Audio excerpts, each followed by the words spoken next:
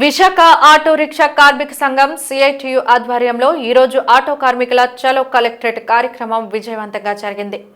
మహిళలకు ఉచిత బస్సు సౌకర్యం వల్ల నష్టపోయిన ఆటో కార్మికులను ప్రభుత్వం ఆదుకోవాలని, వాహన మిత్ర ద్వారా 25,000 రూపాయలు చెల్లించాలని, ఆటో కార్మికులు వెల్ఫేర్ బోర్డు ఏర్పాటు చేయాలని డిమాండ్ చేస్తూ ఆటో కార్మికులు నినాదాలు చేస్తూ భారీ ర్యాలీ నిర్వహించారు. అనంతరం కలెక్టరేట్ ఎదుట నిరసన ప్రదర్శించారు.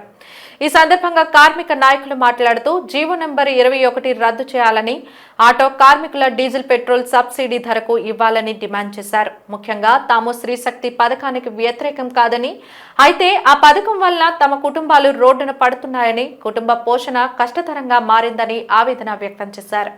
తమ దుస్థితిని ప్రభుత్వం అవగతం చేసుకుని ఎన్నికల సమయంలో కాకి చొక్కాలు వేసుకుని ఇచ్చిన హామీలను వెంటనే అమలు చేయాలని డిమాండ్ చేశారు. లేకుంటే భవిష్యత్తులో ఉద్యమాలు తారాస్థాయికి వెళతాయని హెచ్చరించారు. పన్నుల పేరుతో 56,000 కోట్ల రూపాయలు మేము ఈరోజు ఆదాయాన్ని సమకూరుస్తున్నాం. ఈరోజు ఎమ్మెల్యేల జీతాలకు కానీ, ముఖ్యమంత్రి గారి జీతాలకు కానీ మేము కష్టపడి కట్టే పన్నుల నుంచి ఈరోజు తీసుకుంటామన్నారు మీరు. అటువంటిది ఈరోజు మీరు తీసుకొచ్చిన వెల్ఫేర్ వల్ల, ఈరోజు ఫ్రీ బస్సుల వల్ల ఈరోజు ఆటో డ్రైవర్లకి పట్టును కొడతా ఉన్నారు. ఇప్పటి వరకు 800 రూపాయల నుంచి 1000 రూపాయల ఆదాయం వచ్చిన వాళ్ళకి ఈరోజు 400 ఆదాయం వస్తూ ఉంది. మరి అటువంటిప్పుడు మీరే చెప్పారు ఫ్రీ బస్సు పెట్టిన రోజే ఆటో డ్రైవర్లు ఆదుకోవడానికి ఒక పథకం పెడతామని చెప్పారు. గత ప్రభుత్వం 10,000 ఇస్తే అది సరైనది కాదని చెప్పేసి యువకాలంలో నారా లోకేష్ గారు కాకి సెట్లు వేసుకొని మా స్టాండ్లకు వచ్చి ఏం చెప్పాడు, ఆయన మేము పెంచేస్తామని చెప్పాడు. ఇది ఎక్కడికి మీరు రిపేర్లు చేసుకోవడం సరిపోదు, స్పేర్ పార్ట్లు కొనుక్కోలేరు మీరు అని చెప్పాడు ఆయన. మరి 25,000 ఇస్తానన్న ఈయన ఇప్పటివరకు కనిపించట్లేదు. గత నెల రోజుల నుంచే ఆటో డ్రైవర్లు ఒక పూట కూడా తిండే పరిస్థితి లేదు. 400, 300తో బతుకుతూ ఉన్నారు. మేము అడగదలుచుకుంది ఏంటంటే, మీరు మంచి ప్రభుత్వం అని చెప్తున్నారు కదా, మరి మంచి ప్రభుత్వం అంటే పక్కనుండే తమిళనాడులో, పక్కనుండే కేరళలో, ఢిల్లీలో, ఈ పక్కనుండే పశ్చిమ బెంగాల్లో ఈరోజు వెల్ఫేర్ బోర్డు ఉంది. మేము ఎక్కువ అడగట్లేదు, మీ తాత ఆస్తున్నాం, మీ ముత్తాత ఆస్తున్నాం, మీరు అక్రమ ఆస్తున్నాం ఏమని అడగట్లేదు. మేము కట్టే పన్నుల నుంచి 1% ఇవ్వండి మాకు సవాలు.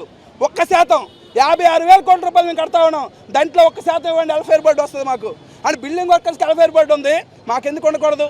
ఈరోజు మేము డిగ్రీలు చదువుకొని, ఉన్నత చదువులు చదువుకొని ఏ ఉద్యోగాలు లేవు కాబట్టి ఈరోజు ఆటో ఫైనాన్స్ తీసుకొని నడుపుతా ఉన్నాం. మరి అటువంటిది మమ్మల్ని ఆదుకోకపోతే, మమ్మల్ని కాపాడకపోతే, మా పొట్టలు నింపకపోతే ఈరోజు చంద్రబాబు నాయుడు గారు దించవలసి వస్తుంది. మేము ఈరోజు రాష్ట్ర వ్యాప్తంగా అన్ని కలెక్టరేట్ ద్వారా ఆందోళన చేస్తూ ఉన్నాం. ఇప్పుడైనా ప్రకటన చేయాలి.